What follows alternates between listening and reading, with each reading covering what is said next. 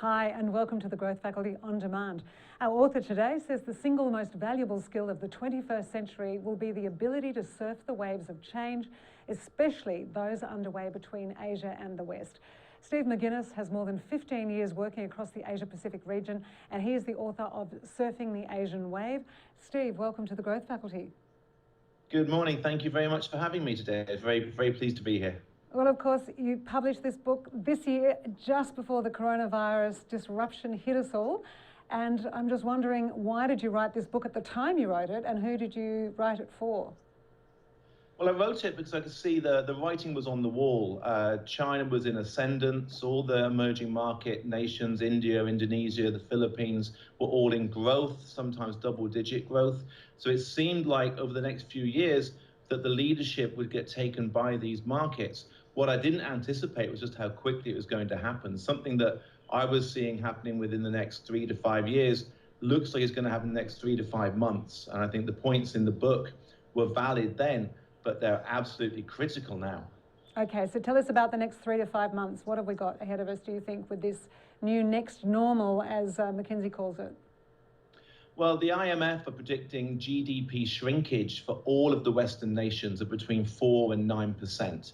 Whereas for India, Indonesia, China, they're not seeing any dip at all. They're just seeing a reduced growth. So China's looking at 1.5% growth, India around 4% growth. So they're going to end this year still larger economies than they started. And next year, they're going to be increasing momentum on that. So in 2021, when the West is starting to recover, and the IMF predicts that the end of 2021, we still won't be where we were at the beginning of this year, those Asian economies will just be so far ahead. And I think we need to shift our thinking from Asia being a production market, producing the things that we need, to becoming a consumer and customer market, consuming the things that we make. And I think that requires a change of mind shift. We can no longer expect Asian businesses, leaders, individuals to change how they think to match what we need and what we produce. And instead, we need to start thinking about how do they think? What do they want? What are their values? And matching how we offer with products, with business, with our production capabilities to match them. And just out of interest, why did you call it Surfing the Asian Wave? What is it about this sort of surfing analogy that you think is really important for leaders as we're navigating this new world order?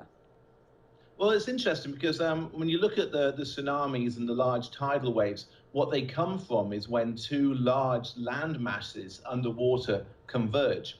And it's the ripple from those large, slow-moving tectonic plates when they hit each other causes that.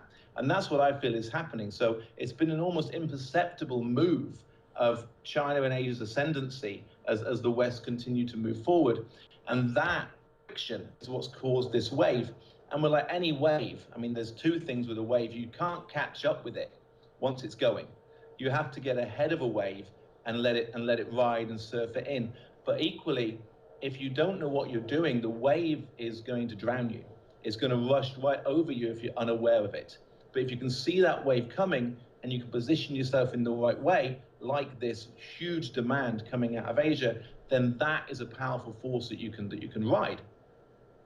And so, given the global disruption, what do you think are some of the key messages for leaders trying to conduct business with or in Asia right now, right where we are now? Well, I think essentially we need to acknowledge that not only is there a different set of viewpoints and values and vision, I think that's the single biggest blocker. Most people, individuals and businesses, go through life thinking that their way of seeing the world is the only way of seeing the world. And in fact, it's just one way.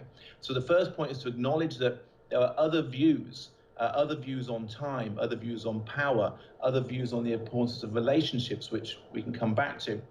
The other is to recognize the new dynamic, that we can no longer solve all of our business problems by waving a magic wand and outsourcing for cheaper production.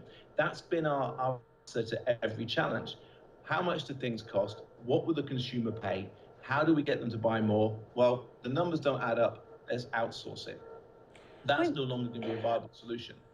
And when you were talking about a different perspective, you even suggest that we should start, as part of your fieldwork chapter, start looking at Asian news sources and even going so far as changing our browser settings. So can you just walk us through that? Well, it's a very straightforward thing to do. As I say, we see things from our own bubble. A lot of talk has been around the political bubble between, the left and the right, but actually we see it from a very Western-centric bubble. We see ourselves as the center of the universe, and the further you get away from us, the less important things are. The simple act of picking up a newspaper from a different country puts in your own news into a perspective. Watching TV shows. One thing I enjoy doing is watching a sports event, but being commented on from the opposition side. And the simple act, as you say, the simple act of changing your browser location gives you a whole different worldview in terms of what you see, how things are presented, and the priorities, and not just the stories, but which aspects of the stories are deemed to be most important by different cultures around the world. And that, I think, to take your point, that is the vital element. That's the single key thing we need to do, is reframe from thinking ours is the worldview, ours is a perspective, to seeing ours as being one worldview and one perspective. Otherwise, we're going to have real trouble adapting to a new role in the global order. Well, of course, we've got a lot of supply chains in Asia, and there is going to be a big change in how we're dealing with people in Asia at the moment, and a lot of that's going to be remotely rather than face-to-face. What are some of the messages that you would say to leaders watching about how you conduct business with an Asian executive over Zoom or Skype? Are there any things to take into consideration? Absolutely. I think there's a few elements around the relationship building. There's a few elements around power, and then there's some elements around time. I mean, on the surface, each of those aspects, you can pick up a business guidebook or or any of those culture shock books, and they'll give you a surface idea around those. So, for instance, around the idea of time. So it's very easy to learn that meetings won't start on time. It's very easy to learn that you wait for the boss. It's very easy to learn that the negotiation between initial meetings and signing a deal is longer.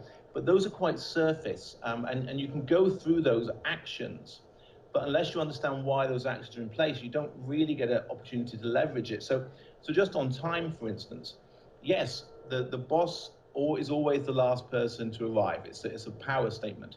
And power and displays of power are very important.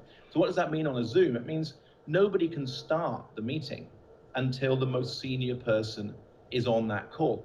If you presume to start that conversation, start the ball rolling, as often we would, because from our point of view, time is money. If you were to start that conversation without the senior person, that is wholly unacceptable. You have made a huge faux pas. You have positioned yourself as being the most important person on that call. You've made a statement. We're just thinking we're being efficient. So, and you would also need to start the whole process again anyway, once that person comes on. So that initial space of time is a great opportunity to network. However, we also need to factor in mind that things will take a lot longer. So we are used to developing and creating and putting in place deals. And then over the course of that project, we build a relationship up with our partners, that we get to know each other when we're working with each other. In Asia, it's the diametric opposite. You build the relationship up, and then you're able to do the deal. By the time the deal's done, the assumption is that you've got a strong, long-lasting relationship. And that is built up over a period of time. So we could say, okay, you need to add an extra 6 months in for a negotiation. But that doesn't actually take into consideration the point, which is, what is that 6 months for? It's about relationship building. It's about reassurance. It's about creating displays of character. Now, those are going to be more difficult remotely. If you not have the opportunity for the face-to-face, for the dinner, for the networking, but that doesn't mean they can't be done and doesn't mean they have to be done. We need to adapt the necessity of one-to-one communication with the senior power holders. So if you're a Western businessman, you need to be able to access that decision maker one-to-one, because there are many fewer actual decision makers in an Asian business. It's hierarchical, it's very top down. Who is that key decision maker? How do you talk to them?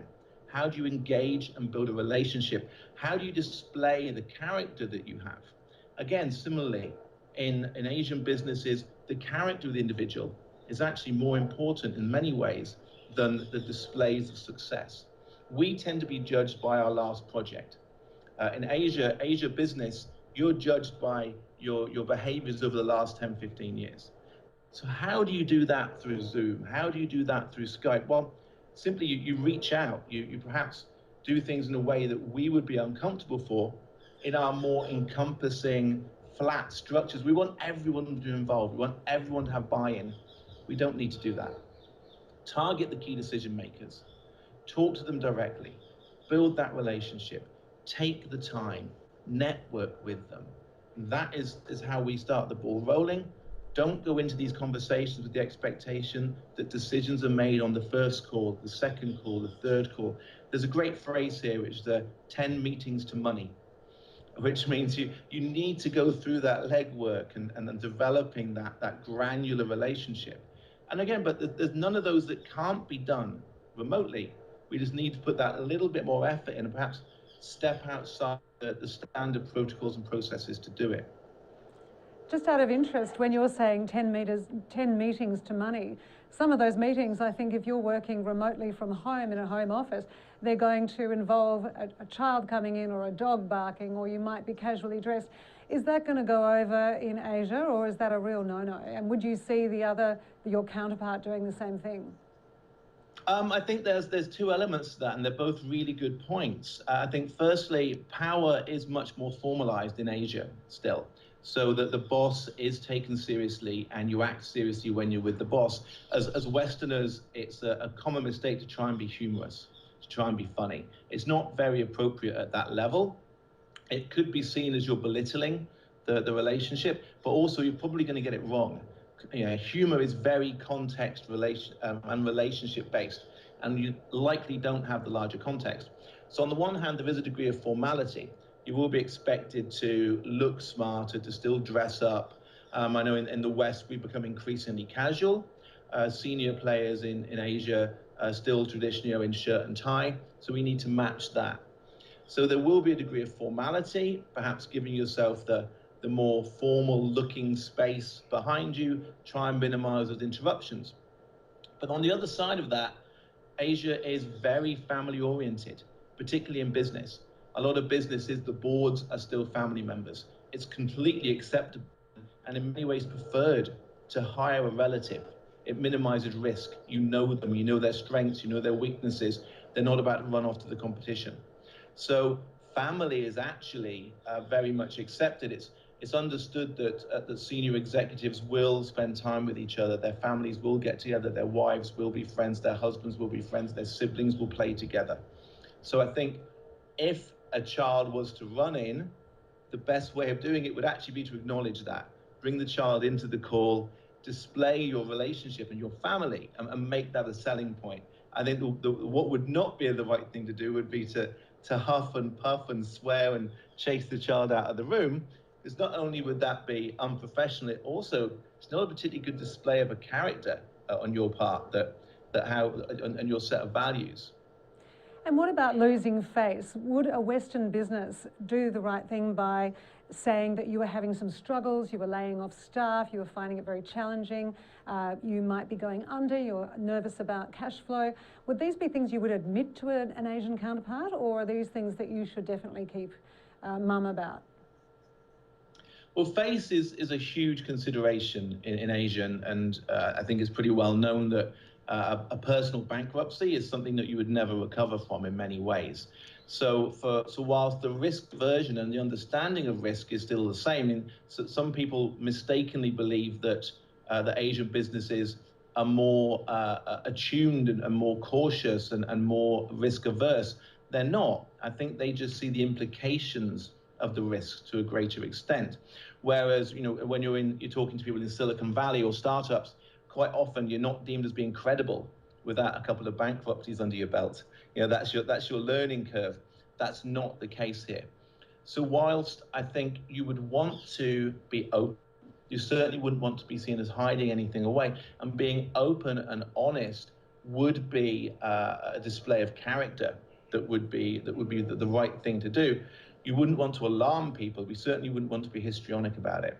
So I think being clear, stating what your plans are, how everything's under control, you wouldn't want them to see that you were too much of a risk to go into business with.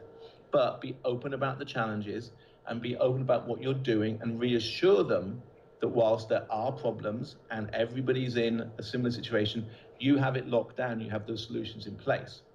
Presenting the solution, this is the problem, this is what we're doing, this is why we're fine, and this is why we're great to work with, is probably the best blend of openness, character, and risk aversion.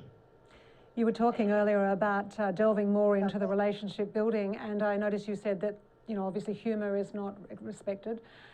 What about pleasantries? Where would you begin the business conversations, and how quickly do you move into business? If you said 10 to 1, do you do pleasantries only for the first 10 Zoom or Skype meetings or phone calls? I would let the other party lead on that. I think I'd be happy if they're happy to continue with small talk and relationship building. Let them do that as long as they're comfy. When they're at a point when they're happy to shift the gears, it'll be very clear that that's the case. Take the lead from the other party. But again, we see that element of it as a nice to do. I think we need to switch that to being a vital element of the building of it. But again, it's not wasted time, because that is time that is then pulled forward. So the relationship building and the trust that's built over a long time after the first deal is done in the West is done up front. So in fact, you would find after the initial trust is built up, things move very fast from then, and relationships tend to be very loyal. So you might not necessarily need to go through this over and over again with multiple partners. Once that relationship's locked in, it can be locked in for the whole lifetime, or certainly a professional lifetime of an individual. And just out of interest, obviously when you were writing this book, you were observing Western leaders coming up against Asian leaders. What were some of the terrible mistakes you were seeing when that was happening?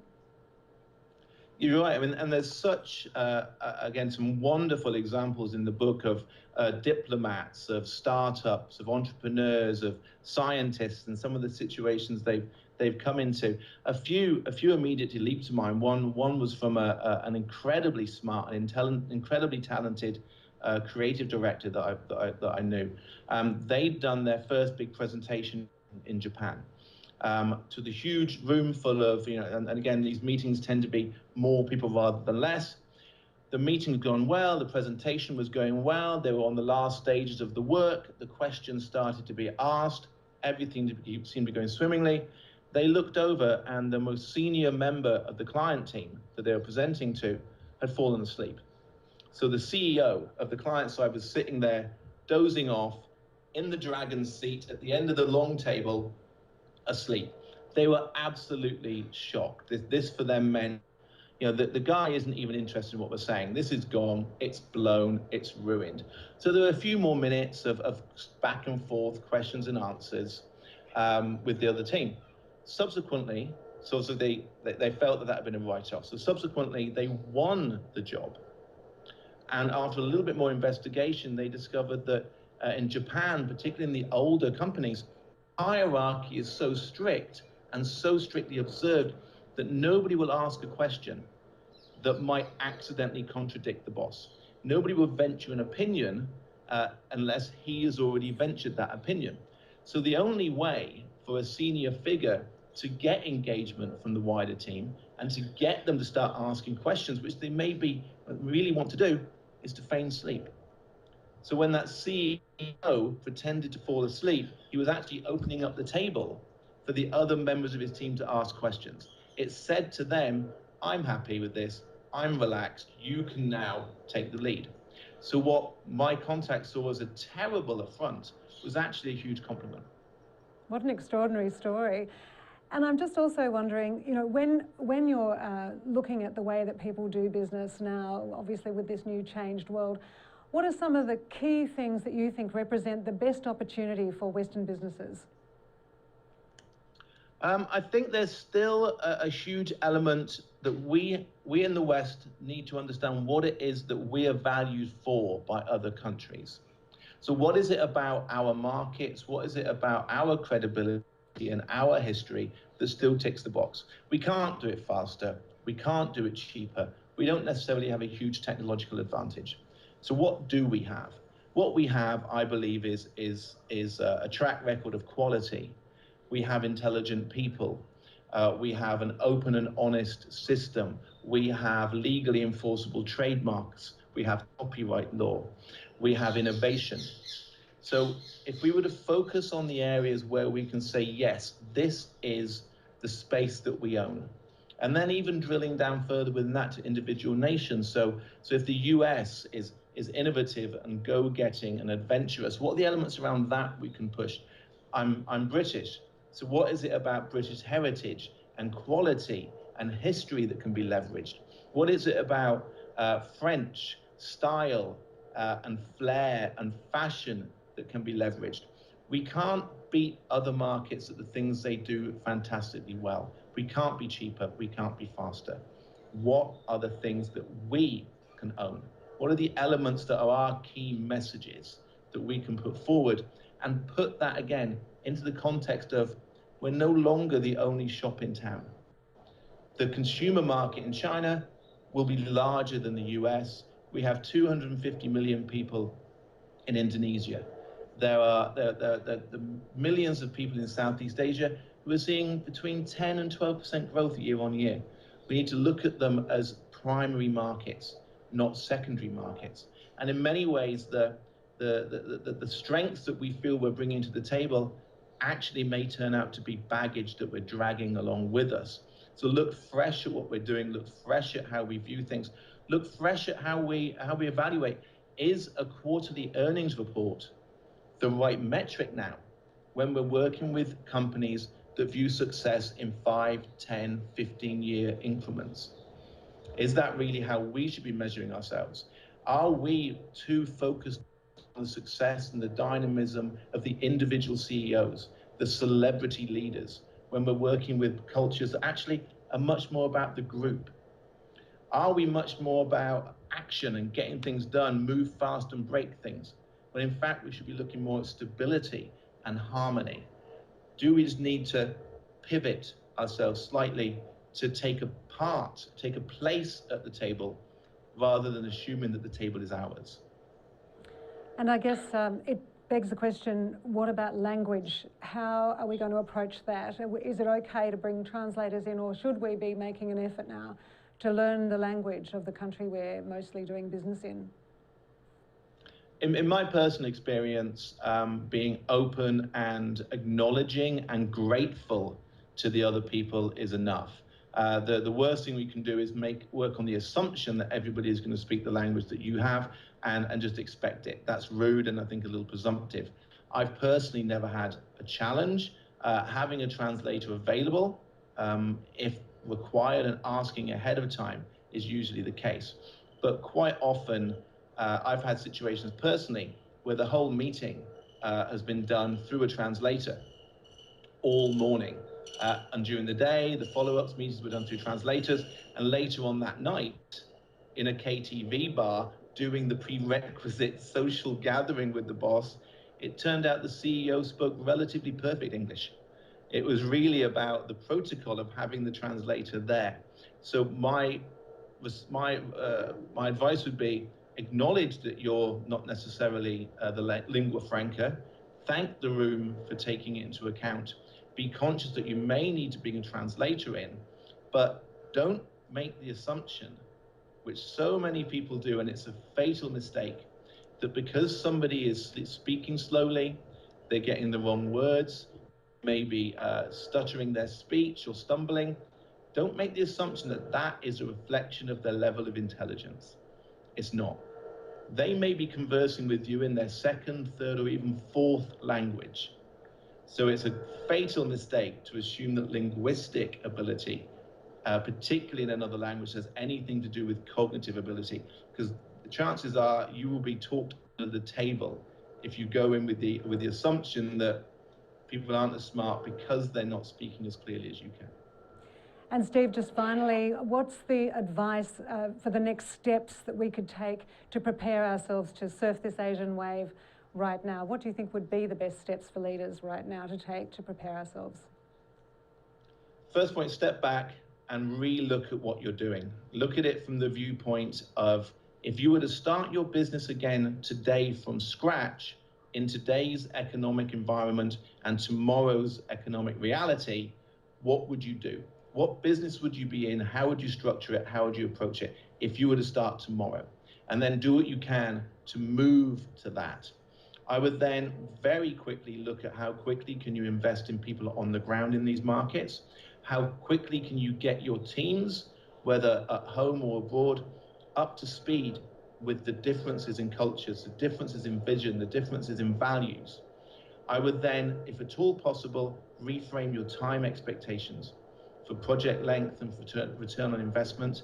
And again, once that's in place, I would go back again to ensuring that your teams have a really clear understanding of what matters to their new target audience and their new customers. I think that is the key part, is switching the levels of understanding of what is important in terms of values, priorities, messaging, style, when we're working and talking, engaging with a completely new target customer. Well, you couldn't do better than getting a hold of this book and reading this book. It's fabulous. Thanks so much, Steve. Thank you so much for having me. Very much enjoyed it. And I've been talking with Steve McGinnes, who's the author of this excellent book, Surfing the Asian Wave.